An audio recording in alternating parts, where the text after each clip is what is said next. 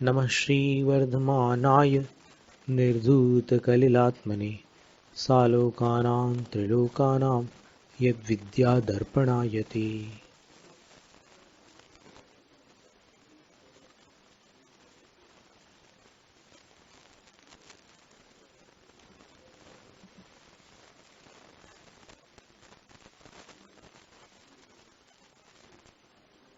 इदानीं वैयावृत्य लक्षणशिक्षाव्रतस्य स्वरूपं प्ररूपयन्नाह। अब 12 व्रतों में से अंतिम व्रत जो है चतुर्थ शिक्षा व्रत है। उसको भिन्न भिन्न आचार्यों ने अलग अलग प्रकार से बतलाया है। कहीं पर अतिथि संविभाग व्रत कहते हैं, कहीं पर अतिथि सत्कार व्रत कहते हैं। आचार्य कुंद स्वामी ने अतिथि पूजा व्रत कहा है और यहाँ आचार्य समंतभद्र स्वामी उस शिक्षा व्रत को वैयावृत्य शिक्षा व्रत कह रहे हैं। और इस व्रत के अंतर्गत वो 3 अनुष्ठानों को सम्मिलित कर रहे हैं और 3 को सम्मिलित करने के कारण ये एक महत्व का प्रकरण हो गया है। वो 3 है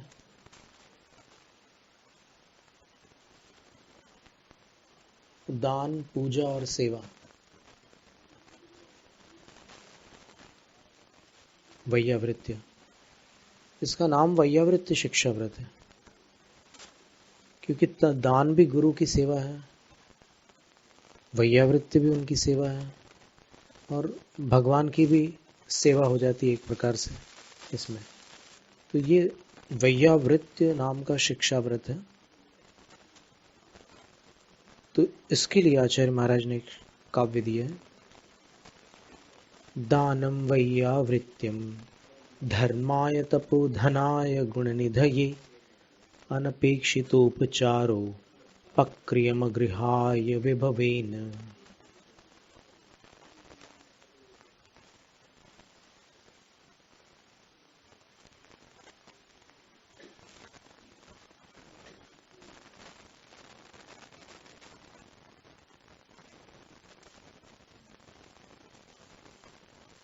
धर्माय दानम, धर्म के निमित्त जो दान किया जाता है उसका नाम वैयावृत्य है। दान किन के लिए किया जाता है? तो बोले तपोधनाय, तपोधन के लिए दान दिया जाता है। तपोधन का अर्थ है दीक्षा ही जिनका धन है, दीक्षा ही जिनकी संपदा है, दीक्षा ही जिनका वैभव है, उनको तपोधन कहा। फिर गुण निधये, कैसे हैं वे तपोधन? गुणों की निधि रूप है, अर्थात गुणों के भंडार हैं। और कैसे हैं? तो आचार्य कहते हैं अगृहाय, अगृह है, गृहस्थ ना होकर के अगृह, घर रहित, बेघर है कह लो, घर रहित है।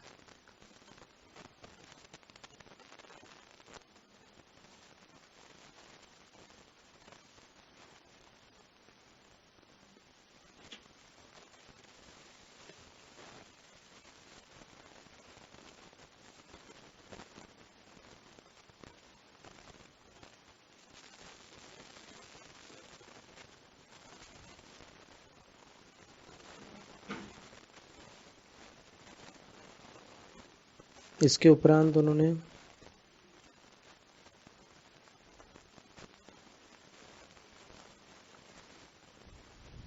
जो भी अग्रह हैं उनके लिए आगे भी कथन किया है।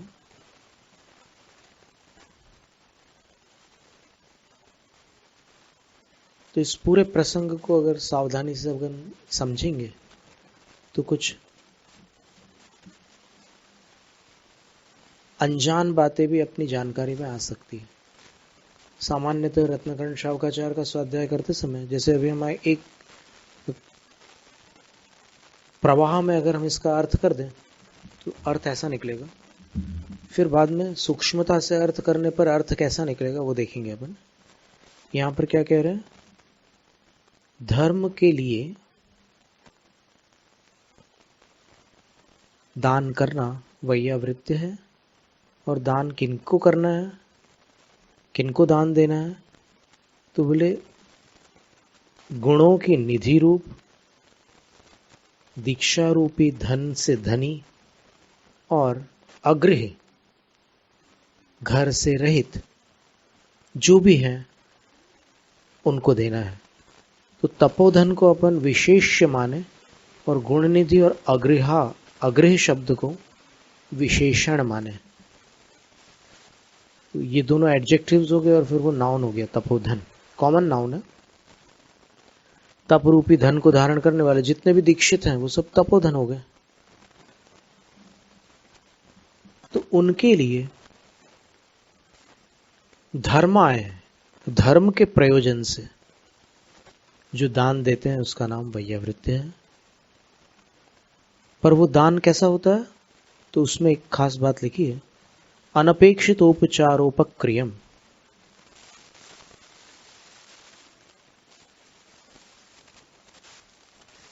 जिसमें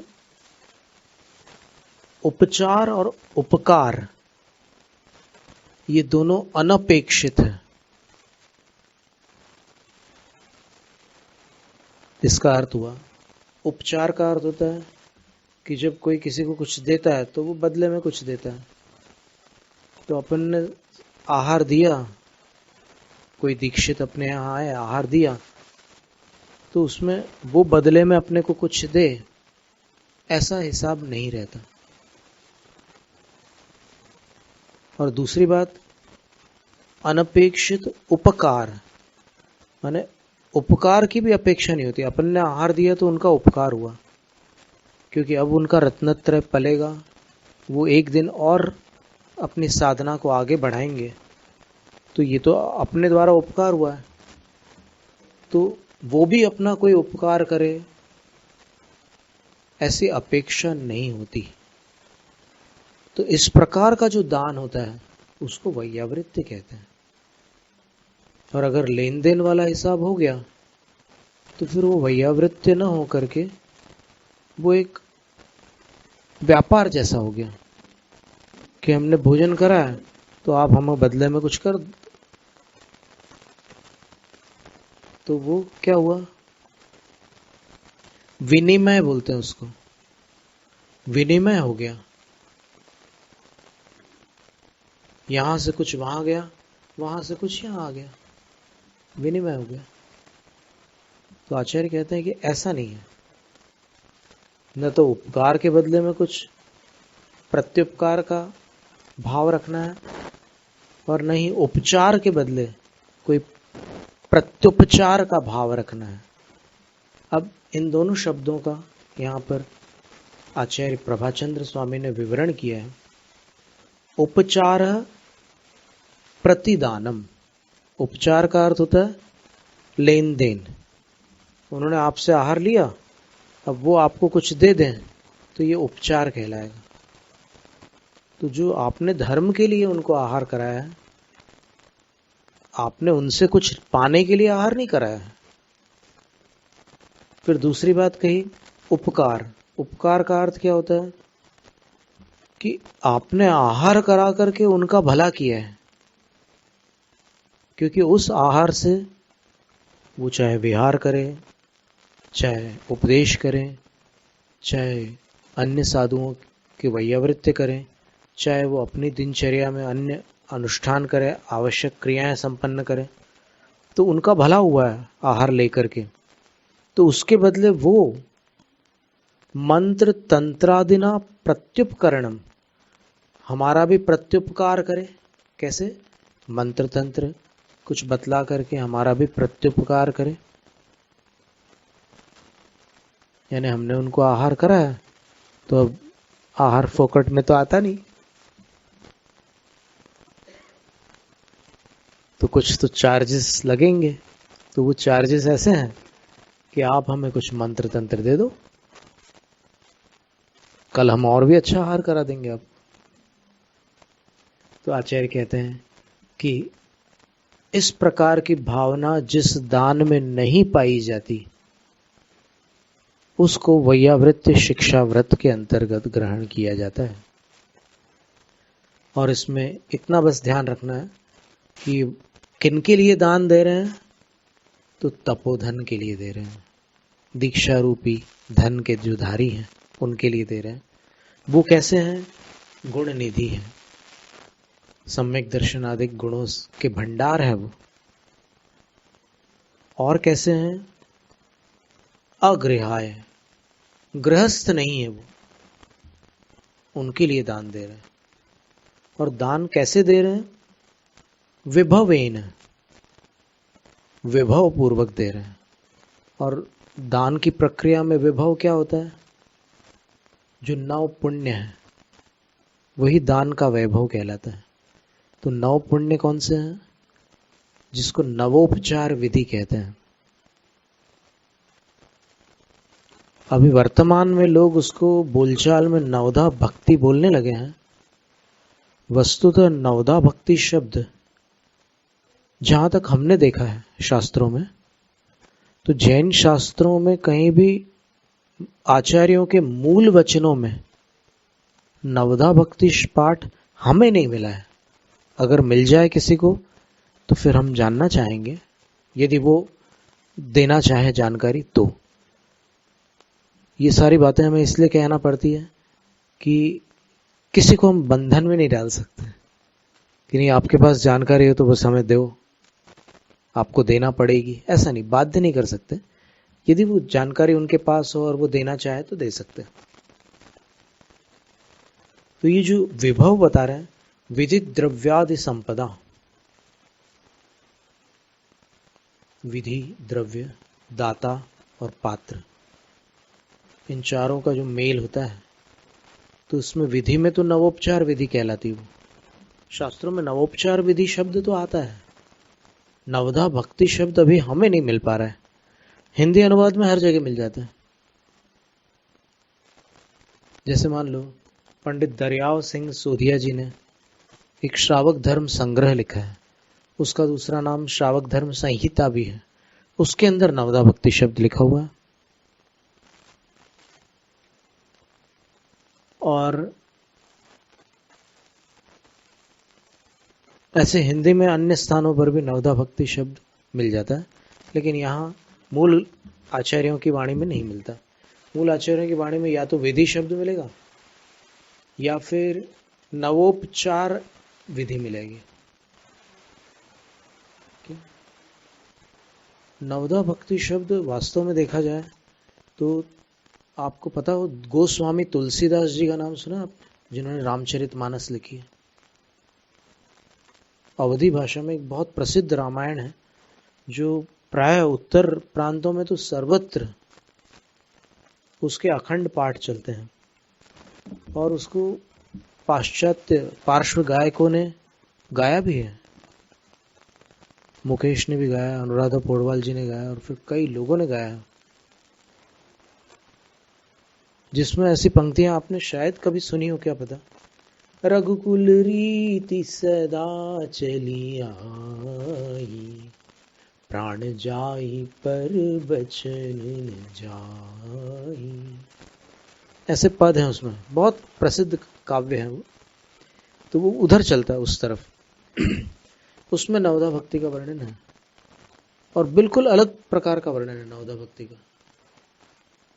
पहली भक्ति क्या है, दूसरी भक्ति क्या है, एकदम अलग है। इससे कोई लेना देना नहीं उसका। नवधा का अर्थ होता है नव प्रकार, धा का अर्थ प्रकारवाची होता है, और भक्ति का अर्थ भक्ति है ही है। तो वहां पर नवधा भक्ति का अलग प्रकार से वर्णन है। तो यहां पर नवधा भक्ति कैसे कहें, अपन सोचने की बात है, क्योंकि जो नव पुण्य है, उन नव पुण्य में एक पुण्य का नाम भक्ति है। अथवा 7 श्रद्धा भक्ति रलोलतुन, 7 जो गुण होते हैं श्रावक के, उसमें से एक गुण है भक्ति। तो उस यहां सबको सम्मिलित कर रहे हैं। नवोपचार विधि जो है ना, उसमें 9 प्रकार की क्रियाएं हैं। वो क्रियाएं पुण्य क्रियाएं हैं, इसलिए उनको 9 पुण्य कहते हैं। और विधि किसको कहते हैं? विधि नवोपचार विधि को कहते हैं। तो 9 पुण्य कह लो या नवोपचार विधि कह लो, एकार्थक है। अब वो क्या है वो आगे चल करके अपन देखेंगे। अभी तो इतना समझ लो कि दान उनके लिए देना है और उसमें उपकार और उपचार वाला हिसाब नहीं रखना है। और विभवेन, विधि, द्रव्य, दाता और पात्र, इनकी संपदा को विभव कहते हैं। तो विभव पूर्वक करना है। वैयावृत्ति में और क्या आएगा? तो आचार्य कहते हैं कि न केवल दानमेव वैयावृत्त्यम उच्यते अपितु, केवल दान को ही वैयावृत्ति नहीं कह सकते, अपितु व्यापत्ति व्यपनोदः पदयोः संवाहनं च गुण रागात् वैयावृत्त्यं यावा नुपग्रहोऽन्योऽपि संयमिनाम्। संयमिनाम व्यापत्ति व्यपनोदः, संयमियों के ऊपर जो विघ्न, बाधाएं, विपत्तियां आ रही हैं, उनको दूर हटाना। जैसे रानी चेलना ने यशोधर मुनि के कंठ से सांप को दूर कर दिया था। विद्याधरियों ने बाहुबली स्वामी के शरीर से लिपटी हुई लताओं को दूर किया था। और ऐसे और भी बहुत से उदाहरण आते हैं। मणिमाली मुनि का सिर जल गया था, तो फिर जो श्रेष्ठी थे, वहां के सेठ थे, उन्होंने उनको अपने घर ला करके लाक्षामूल तेल लगाकर उनके सिर का उपचार किया था। क्योंकि वैद्य जी ने कहा था कि अगर लाक्षामूल तेल का उपचार नहीं होगा तो फिर ये साधु बचेंगे नहीं। तो उन्होंने उपचार किया था और उनका पूरा सिर ठीक हो गया था। जला हुआ था वो सिर पूरा, श्मशान में वो जल गए थे, पूरा सिर जल गया था। तो फिर उनको सेठ जी ने इस तरह से उपचार देकर के बिल्कुल ठीक कर दिया था। तो ये जो संयमी जनों पर आने वाली जो विपत्तियां हैं, उनको दूर करना, गुण रागात, उनके गुणों के प्रति राग रख करके, उसके कारण पदयो संवाहनम च, उनके चरणों की सेवा करना, अपने हाथों से उनके पैरों की सेवा करना। और क्या करना? अन्योपि यावान उपग्रह। अब ये बहुत महत्व की बात है कि संयमियों के लिए अन्य भी जितना उपकार आप कर सकते हैं, वो सारा उपकार वैयावृत्ति के अंतर्गत सम्मिलित होगा। जो जो उपकार आप साधुओं के प्रति कर सकते हैं, वो सब आहार के समय उनको कोई ऐसा उपचार देना हो जो मुख से औषध के रूप में ही लेना अनिवार्य हो, तो औषध दे करके भी आप उपकार करते हैं, तो उसको भी वैयावृत्ति में गिना जाता है।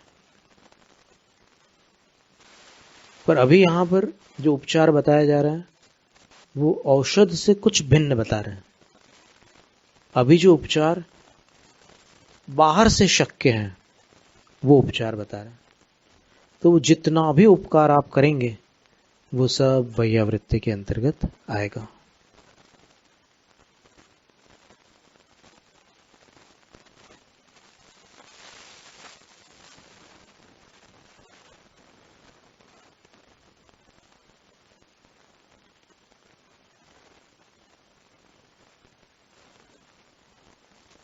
अथ किं दानम उच्यत इत्यत आह। अब दान क्या वस्तु है, ऐसा पूछने पर आचार्य कहते हैं, पहले तो कह दिया कि दान किनके लिए दिया जाता है, अब ये बता रहे कि दान क्या है।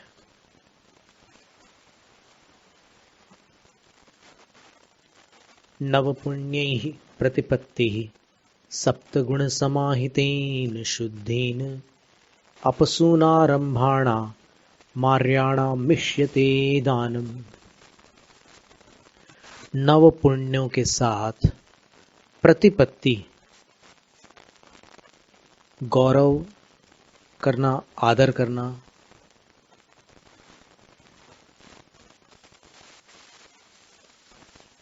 और शुद्धेन सप्तगुण समाहितेन, करने वाला कौन होगा? वो जो शुद्ध है और 7 गुणों से समाहित है। दातार के 7 गुण बताए हैं, वो 7 गुण जिसके पास है, वो जब 9 पुण्यों के साथ आदर करता है,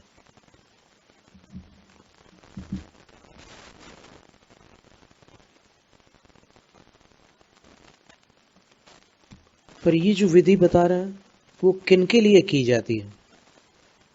जिसको दान कहा जाता है वो किन के लिए? अपसून आरंभाणाम आर्याणाम, जो सूना यानी गृहारंभ और आरंभ यानी महारंभ। गृहारंभ का अर्थ 5 ऐसे साधन होते हैं गृहस्थों के घर पर जो मोक्ष में बाधक होते हैं, इसलिए गृहस्थों की मुक्ति दिगंबर परंपरा में मान्य नहीं है। क्यों नहीं जा सकते मोक्ष? तो बोले इन 5 में वो फंसे हुए हैं। कौन से 5?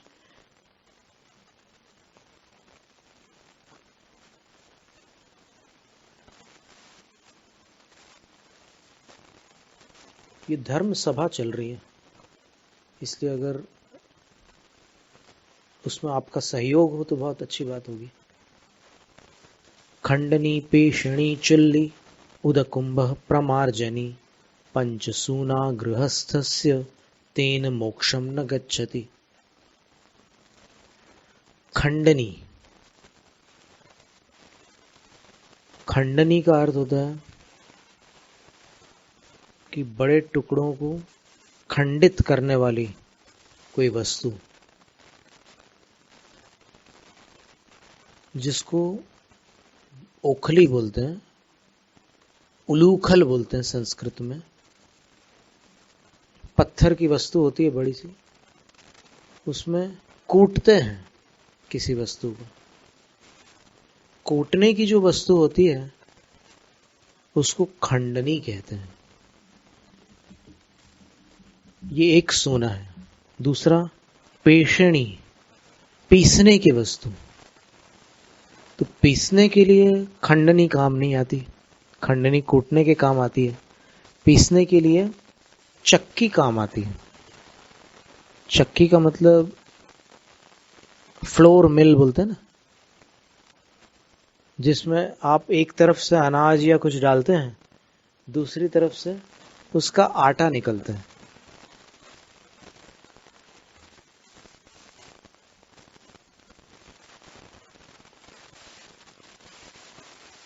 तो पेषणी। तो दोनों बातें हो गई, कूटने की वस्तु और पीसने की वस्तु। तीसरी वस्तु चुल्ली, चूल्हा जिसको कहते हैं, स्टोव, जिसमें अग्नि प्रज्वलित होती है और ऊपर भोजन पकाया जाता है, वो सिगड़ी भी बोलते हैं उसको, चूल्हा भी बोलते हैं, स्टोव भी बोलते हैं अंग्रेजी में। यहां पर संस्कृत में चुल्ली बोलते हैं। उदकुंभः, फिर चौथी वस्तु है पानी भरने का जो भी साधन है आपके पास, गागर, बाल्टी, घड़ा जो भी है जिसमें आप पानी भरते हैं वो। और 5वीं वस्तु है प्रमार्जनी। प्रमार्जनी का अर्थ होता है जिससे घर को साफ किया जाता है। बुहारी भी बोलते हैं उसको, झाड़ू भी बोलते हैं, और मराठी में फड़े बोलते हैं। कन्नड़ में क्या बोलते हैं? फड़े, पोरख के। अच्छा, और आजकल वो डंडे वाला भी आता है, हैंडल वाला। तो ये 5 गृहस्थ के पास होते हैं, तेन मोक्षम न, इसके कारण मोक्ष नहीं जाता बोले गृहस्थ। ऐसा एक श्लोक है ये।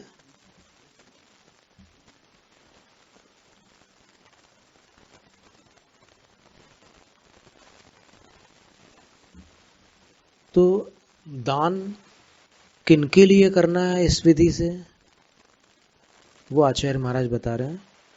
नव पुण्य प्रतिपत्ति, 9 पुण्यों के साथ उनका आदर करना है, सम्मान करना है। ये पूरी जो 9 पुण्यात्मक जो विधि है, वो प्रतिपत्ति के लिए, उनका आदर करने के लिए, उनका सम्मान करने के लिए। तो उसको भी अभी बता रहे हैं 9 पुण्य क्या है। सबसे पहले ये बता रहे हैं कि जिनके लिए आप ये करने जा रहे हैं दान, वो सूना और आरंभ से रहित है। आरंभ जो होते हैं वो आजीविका के साधन होते हैं। 6 प्रकार की जो आजीविका बताई आदिनाथ भगवान ने, उनको आरंभ कहते हैं। यहीं इसी ग्रंथ में आचार्य समंतभद्र स्वामी कहेंगे, सेवा कृषि वाणिज्य प्रमुखाद आरंभ तो विपारमति। 8वें स्थान का वर्णन करते हुए आचार्य कहेंगे, 8वीं पदवी होती श्रावक की, उसमें आरंभ का त्याग होता है। आरंभ का अर्थ आजीविका का त्याग, सेवा यानी सर्विस, और अन्य भी प्रकार की सेवाएं होती है जिसको नौकरी कहते हैं, और जो दास वृत्ति के अंतर्गत परिगणित होती है। यानी आप जो भी काम कर रहे हैं उसके बदले आप पैसा ले रहे हैं, तो वो सेवा वृत्ति कहलाती है। और एक निस्वार्थ सेवा जो होती है वो वैया वृत्ति है। जो धर्म के उद्देश्य से की जाती है वो वैया वृत्ति है। जो धन के उद्देश्य से की जाती है वो आजीविका है। तो जो सूनाओं से रहित है और आजीविका से रहित है, माने आप उनके लिए दान दे रहे हैं नवोपचार विधि से, जो न तो धनार्जन करते हैं, न ही इन 5 साधनों का इस्तेमाल करते हैं। वो कूटने पीसने की वस्तुएं, पानी भरने की वस्तु, फिर चूल्हा और झाड़ू, इनसे रहित होते हैं, उनके लिए आप दान करते हैं। और कैसे होते हैं वे? आर्याणाम, आर्य होते हैं। आर्य का अर्थ क्या होता है? गुणीजनों की संगति करने वाले और स्वयं गुणों से युक्त होने वाले, जिनके पास गुण होते हैं वो आर्य कहलाते हैं। तो इनके पास गुण है कि नहीं? सम्यक दर्शन, सम्यक ज्ञान, मूल गुण, उत्तर गुण, सम्यक चारित्र, ये सब सम्यक चारित्र के अंतर्गत मूल गुण उत्तर गुण आते हैं। और सम्यक दर्शन सम्यक ज्ञान के अंदर सम्यक दर्शन के 8 अंग आते हैं, और सम्यक ज्ञान में ज्ञानाचार नाम का एक आचार होता है, वो आता है।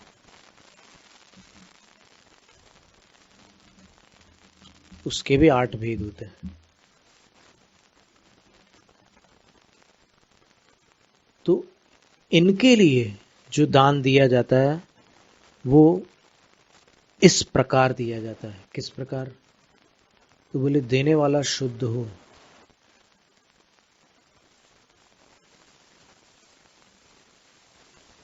अशुद्धि में दान नहीं दे सकते।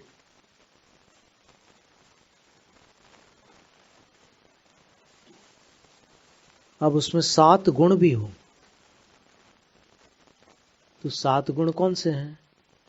बोले श्रद्धा, तुष्टिर, भक्तिर, विज्ञानमलुब्धता, क्षमा, सत्यम, सत्वम भी पाठ है, यस्यैते सप्त गुणास्तन दातारम प्रशंसन्ति। दातार के रूप में वो प्रशंसा को प्राप्त है जिसके पास ये सातों गुण होते हैं। एक पहला गुण है श्रद्धा, यानी जिनको दान दे रहे हैं उनके प्रति श्रद्धा हो। फिर तुष्टि यानी प्रसन्नता हो दान देते समय। आचार्य अमृतचंद सूरी ने तो दान के जो दोष बतलाए हैं, उन दोषों के अंतर्गत अविश्वा गुण जो बतलाए, उन्होंने 7 गुण जो बतलाए, उसमें उन्होंने अविषादित्व मुदित्वे बोले आहार देते समय दुखी नहीं बनाना अपना चेहरा, नहीं तो साधु को चिंता हो जाएगी कि क्या आफत आ पड़ी इस पे। और फिर न्यूट्रल भी नहीं रखना, बोले मतलब दुखी भी नहीं है सुखी भी नहीं है, ऐसा भी नहीं रखना चेहरा। बोले मुदित्व प्रसन्न रहना, आहार देते समय प्रसन्न होकर के देना। अब ऐसा सामान्यतः ऐसा होता है कि अब थोड़ी देर प्रसन्न रहते हैं पर उसके बाद फिर सामान्य हो जाते हैं, कभी दुखी हो जाते हैं। तो वहां दुखी तो होना ही नहीं है, अविषादित्व, विषाद तो होना ही नहीं वहां पर। और मुदित्व प्रसन्न रहना है आहार के समय।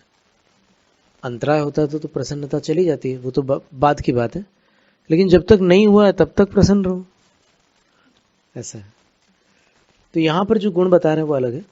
श्रद्धा पहला गुण, तुष्टि है ना एकदम प्रसन्न होना। फिर भक्ति,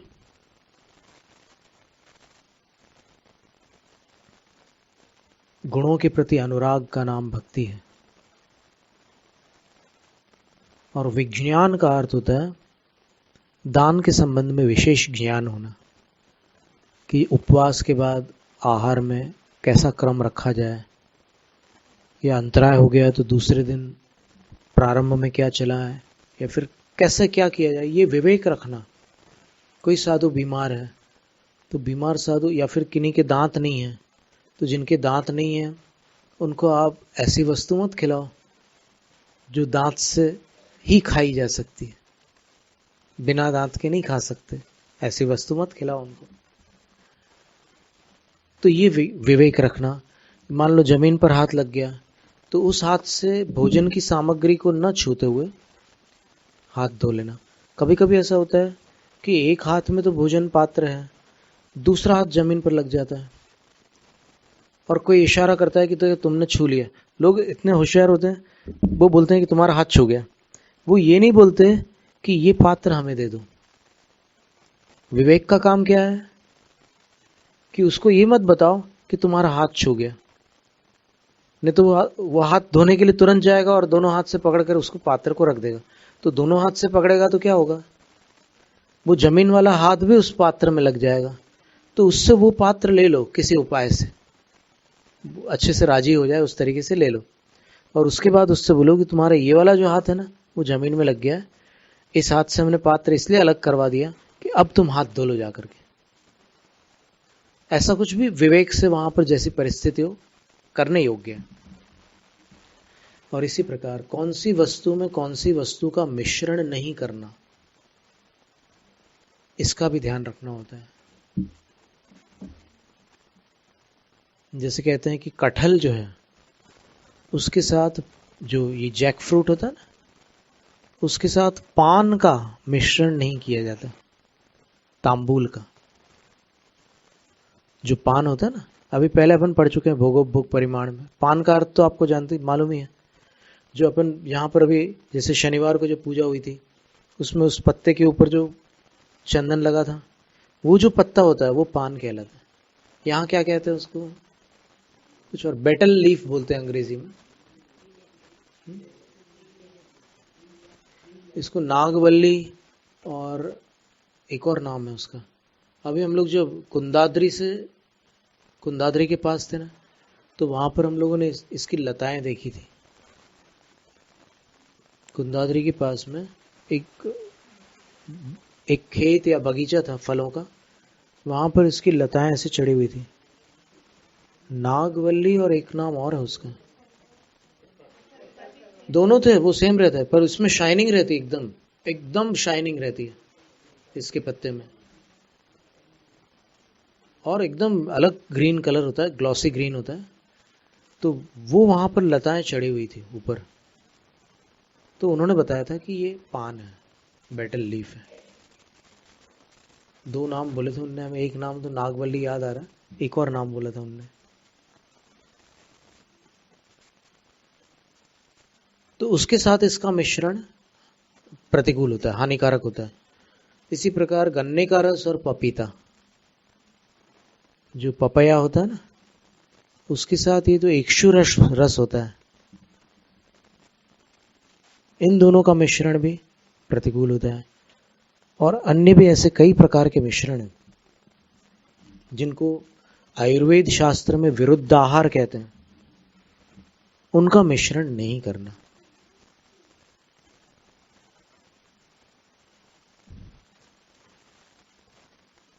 बहुत विस्तार है जैन आगम में, आयुर्वेद का भी कितना वर्णन है। आचार्य शांति सागर महाराज जी की आंखों का उपचार आयुर्वेद से ही हुआ था, जैन आयुर्वेद से। उसका अपन स्मरण करेंगे 1 तारीख को, उनके स्मृति दिवस पर। तो ये विज्ञान नाम का गुण है, ये किस तरीके से देना।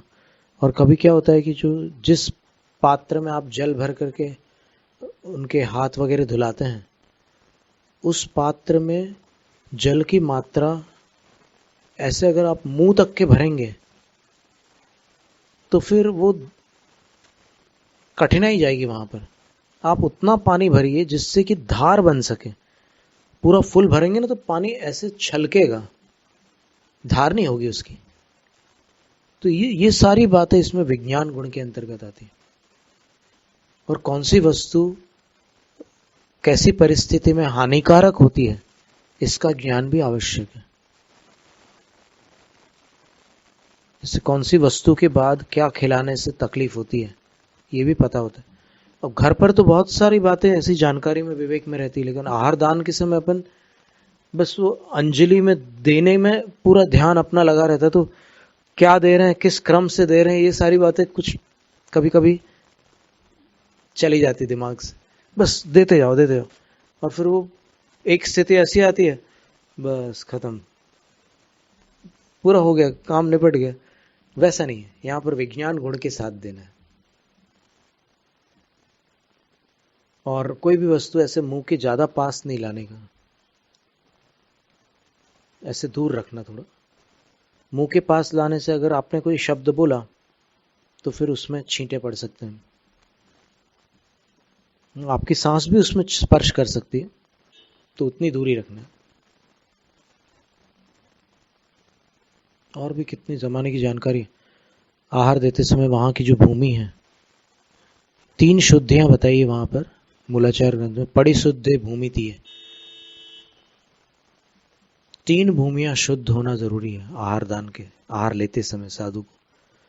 एक तो जहां पर साधु हैं वो स्थान, वहां पर जीव जंतु नहीं होना, बहुत सावधानी बरतने की बात है।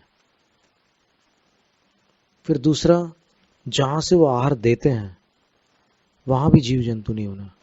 और इसके लिए उपाय क्या करोगे? अब चींटियां आती है तो क्या करोगे? तो उपाय किए जा सकते हैं, अनेक प्रकार के उपाय हैं, बराबर उपाय हो सकता है।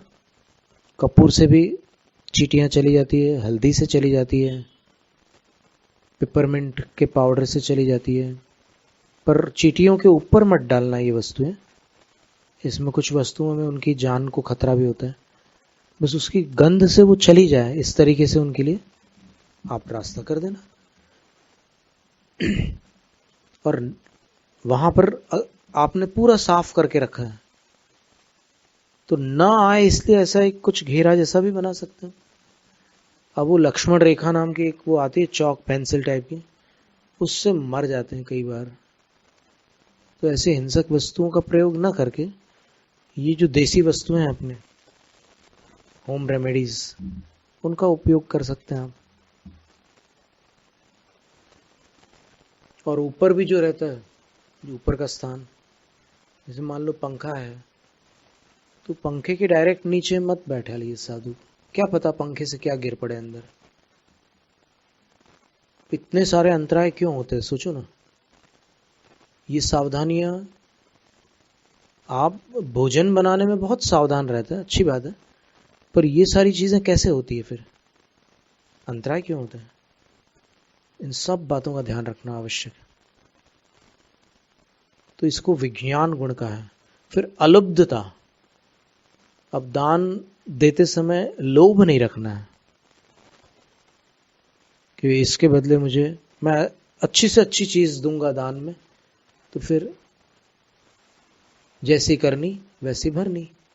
मैं अच्छी से अच्छी चीज दूंगा तो अच्छी से अच्छी चीज पाऊंगा। दिमाग में ये सारी चीजें सोच करके दान देने से लोभ होता है, क्योंकि आप लालच से दे रहे हैं। फिर तो लालच नहीं रखना है वहां पर। क्षमा, क्षमा का अर्थ आपस में कोई गलती हो तो क्षमा कर दो, और साधु से अगर कोई त्रुटि हो जाए आहार लेते लेते, तो वहां पर भी क्षमा भाव रखो। सत्व, सत्व नाम का गुण है, शक्ति रखो देने की, शारीरिक शक्ति भी रखो और मानसिक शक्ति भी रखो। दान देते समय अब शरीर ज्यादा दुर्बल है तो आप कोई चीज उठा करके खड़े होने जा रहे हो तो या तो सहारा लेना पड़ रहा है, और बिना सहारा लेकर के आप कोशिश करते हो उठने की, तो फिर लुढ़क जाने की स्थिति भी बन जाती है। कभी कभी एकदम ऐसे गिरने जैसी स्थिति बन जाती है। जिनके पैरों में दर्द होता है वो जब बैठने की कोशिश करते हैं बिना हाथ टिकाए, तो फिर कई बार ऐसे पीछे की तरफ गिर पड़ते हैं। तो वो अपनी सावधानी रखें। लेकिन यहां बात ऐसी है कि शक्ति होना जरूरी है, और शक्ति के विषय में जो मूल शक्ति है वो मानसिक शक्ति है, कि आप अपने मन में अच्छी भावना रख करके हो, आपके मन में कोई गलत विचार ना हो। गलत विचार जैसे शक्ति का अर्थ शक्ति से संबंधित कोई गलत विचार ना हो। उसका उदाहरण ये दिया है यशस तिलक चंपू आदि ग्रंथों में, कि मान लो कोई साधु भात ले रहे हैं और दाल ले रहे हैं या फिर कोई वस्तु ले रहे हैं, किसी वस्तु को वो साधु अधिक मात्रा में ले, तो अपने मन में अगर ऐसा विचार आता है कि महाराज तो चावल तो जबरदस्त लेते हैं, खूब खाते हैं बोले चावल, तो ये विचार न रखते हुए देना, इसको शक्ति गुण का है। सत्व, तो ऐसे ये 7 गुण जिनके पास होते हैं उन दातारों की प्रशंसा की जाती है। फिर जो 9 पुण्य बताया है, कई कृत्वा तो 9 पुण्य ही तदुक्तम। 9 पुण्य क्या वस्तु है? पड़िगहम उच्चट्ठाणम पादोदय मच्छणम च पणमंच मणवैण काय शुद्धि ऐसण शुद्धि नवविहम पुण्यम। ये 9 पुण्य है। सबसे पहले पड़िगह, पड़गान। दूसरा उच्चट्ठाणम, ऊंचा स्थान देना। फिर तीसरा पादोदयम, उनके पैरों का प्रक्षालन करके उस जल को यहां लगाना सिर में। सिर में लगाने का विधान वसुनंदी श्रावकाचार्य ग्रंथ में आचार्य वसुनंदी महाराज ने लिखा हुआ है कि उसको सिर पर लगाना। उसका अभिप्राय यह है कि गुरु के चरणों की धूल में मेरे मस्तक को पवित्र करती है। मैं इतना उनका आदर करता हूं कि उनके चरणों की धूल को अपने माथे पर लगाता हूं, ये अभिप्राय रहता है। फिर अर्चना, अर्चना का अर्थ होता है द्रव्य चढ़ा करके उनकी पूजा करना। फिर जब प्रणमंच, उसके बाद फिर प्रणाम करना। प्रणाम तो ठीक है, जैसे साधु हैं वैसे प्रणाम करेंगे। मन वयण काय शुद्धि ऐसण शुद्धि, यह मन शुद्धि, मन में आर्त रौद्र ध्यान नहीं रखना, मन शुद्धि है। दुर्ध्यान नहीं करना मन में। वचन शुद्धि, शब्दों की शुद्धि रखना, उच्चारण भी शुद्ध होना और फिर शब्दों का प्रयोग भी शुद्ध होना। शुद्ध यानी व्याकरण से शुद्ध की बात नहीं कर रहे, माने वहां पर गुस्से में बोले जाने वाले शब्द या फिर ऐसे अटपटे शब्द जो वहां पर साधु के सामने बोलने योग्य नहीं है, वैसे शब्द नहीं बोलना। अरे खा लो ना महाराज, अब क्या वो कर इस तरह के शब्द न बोल कर, महाराज ले लीजिए, ऐसा भाषा संभाल करके बोल। वचन शुद्धि। फिर काय शुद्धि के अंतर्गत अपनी शरीर की चेष्टाओं को, गाथा जो आई है काय शुद्धि की, वो विनम्र रखना, यानी शारीरिक विनय को शुद्ध रखना, शरीर की प्रवृत्तियां विनम्र रखना, मतलब अभद्र मुद्रा में नहीं बैठना है साधु के सामने, विनम्र मुद्रा में रहना है, वो काय शुद्धि। फिर ऐषण शुद्धि में क्या है कि सारी शुद्धियां, भोजन संबंधी जितनी शुद्धियां हैं वो सब ऐषण शुद्धि में आती है। अशन का अर्थ भोजन है, और उससे संबंधित जितनी शुद्धियां हैं वो सब भोजन शुद्धि में आ जाती। आहार जल शुद्धि, उसको आहार जल शुद्धि भी इसी को कहते हैं, ऐषणा शुद्धि। मान लो किसी वस्तु में बाल या दाल में बाल निकल जाए, तो फिर उस कटोरी को अलग करके जिस पात्र में दाल बनी थी वहां से दाल लेकर के साधु को देने पर, अब आपने ये कैसे निश्चित किया कि जिस कटोरी में दाल में बाल आया वो बाल उस मूल पात्र में नहीं था, यहां इस कटोरी में ही आया है, उससे उसका कोई लेना देना नहीं? ऐसा नहीं है। मान लो बाल के साथ ही वो दाल पकी हो, तो संभावना बहुत प्रकार की होती है। तो ये शंका वाली वस्तुएं हैं, उनको आहार में नहीं देना। कई बार शंकित वस्तुओं से भी विघ्न आ जाते हैं। ऐषण शुद्धि बहुत विस्तृत विषय है। भोजन की शुद्धि किस प्रकार की होती है, अनाज किस प्रकार से शोधा जाता है, और कुछ अनाज गर्म प्रकृति के होते हैं तो उनको धो करके उनकी गर्मी को उतारा जाता है और फिर उनको सुखाया जाता है, और सुखाने के बाद फिर उसका इस्तेमाल किया जाता है। गेहूं गर्म प्रकृति का होता है ना, गेहूं, व्हीट, तो उसको, ऐसे कई प्रकार के अनाज है जिनको पहले धो करके फिर उसको सुखा करके फिर बाद में उसका प्रयोग किया जाता है। अब सीजन होता है धोने का और सुखाने का, तब ये काम हो सकता है। अभी बरसात में आप धोकर सुखाने डालोगे तो उसमें से अंकुर निकल आएंगे क्योंकि बराबर पानी गिरता रहेगा और छत में आनंद आ जाएगा, वो तो बिल्कुल पूरी एक फसल तैयार हो जाएगी।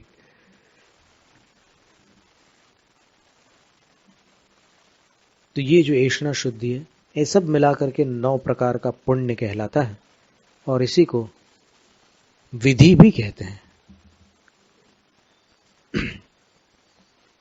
तो किन के लिए देना है, तो कह रहे हैं कि ये दान अपसून आरंभाणाम, जो सूना के त्यागी है और जो आरंभों के, आजीविका के त्यागी है, उनको ऐसा आहार देना है।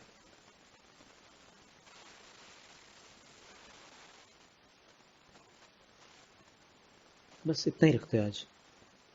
जैनम जयतु शासनम।